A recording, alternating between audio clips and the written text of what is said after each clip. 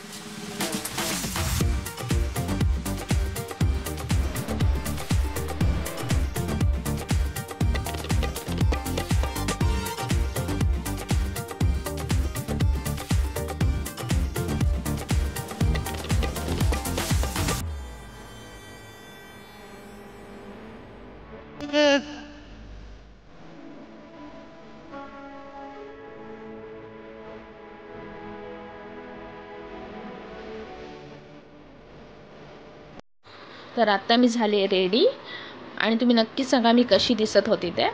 आणि ही आहे पूजेची तयारी। सगळे फळं वगैरे एका ताटामध्ये घेतले कारण की एका ताटामध्ये सगळ्या गोष्टी मावत नव्हत्या। इकडे सगळं दिवा, हळदी कुंकू, कंडाफणी, धागा, दूध हे सगळं इकडे ठेवलं होतं एका ताटामध्ये, त्याच्यामुळे फळं ॲडजस्ट होत नव्हती म्हणून मी दुसरं ताट घेतलं आणखीन एक एक्स्ट्रा। दिवा वगैरे ठेवलं इकडे। आता मेन गोष्ट राहिली म्हणजे पाण्याचा तांब्या। तो पाण्याचा तांब्या पण भरायचा आहे आणि ह्याच्यावरती मी कपडा मस्त छान फळांवरती घेणारे, अथरणारे। तर आता आपली पूजेची ऑलमोस्ट तयारी झालेली आहे। तर आम्ही आता रुद्रची आता स्कूल सुटेल, तर रुद्रला आम्ही रस्त्यातूनच आता पिक करून आणि मग पुढे जाणार पूजेसाठी। तर हे बघा, आता माझं हे फळं वगैरे आरतीचं ताट। अरे बापरे, एक मेन गोष्ट तर विसरलीच मी, अगरबत्ती। चला अगरबत्ती पण घेतली, बरं झालं आठवण आली मला। पाण्याचा तांब्या घेतला। तर आपली आता पूजेची तयारी झाली, आपण निघतोय।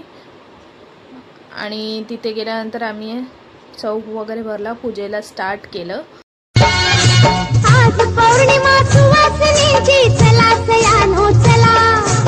आज पौर्णिमा सुवासिनीची, चला सयानो चला। वट सावित्री सणाला, वट सावित्री सणाला, वट सावित्री सणाला, वट सावित्री सणाला।